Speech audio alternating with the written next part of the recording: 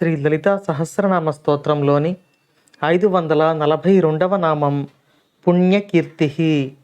మంత్రస్వరూపంలో శ్రీ పుణ్యకీర్త్యై నమః. పెద్దలు మనకు ఒక విషయం చెబుతూ ఉంటారు. ఒక వ్యక్తిని 10 మంది అతని మంచితనాన్ని కీర్తిస్తూ ఉంటే అతని పుణ్యం తరిగిపోతుంది.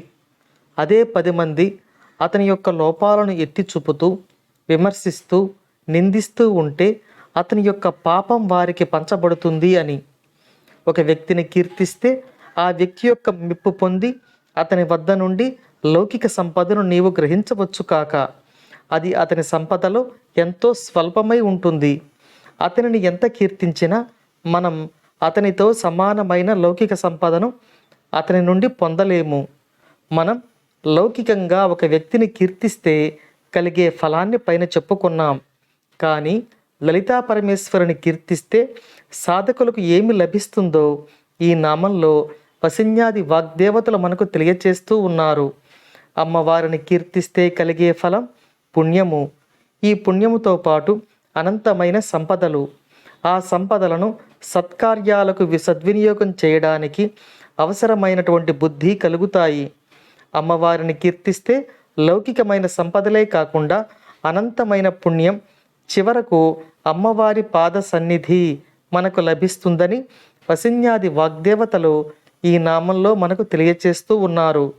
అమ్మవారిని కీర్తించడం అంటే అమ్మవారి యొక్క లీలలు, స్వరూపాలు, మహిమలు, ఆమె యొక్క వైభవం ఇవన్నీ మనం కథారూపంలో కానీ కీర్తనల రూపంలో కానీ మనం వ్యవహారికంగా మనం పొరుగువారితో మాట్లాడే సందర్భంలో కానీ చెప్పుకోవడం.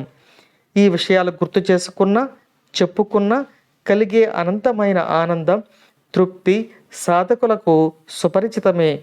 ఆ ఆనందం కూడా అమ్మవారి స్వరూపమై మనకు సంపదయై భాసిల్లుతుంది. అటువంటి ఆనందము అనే సంపాదనాపరులే అన్నమయ్య, త్యాగయ్య వంటి మహానుభావులు.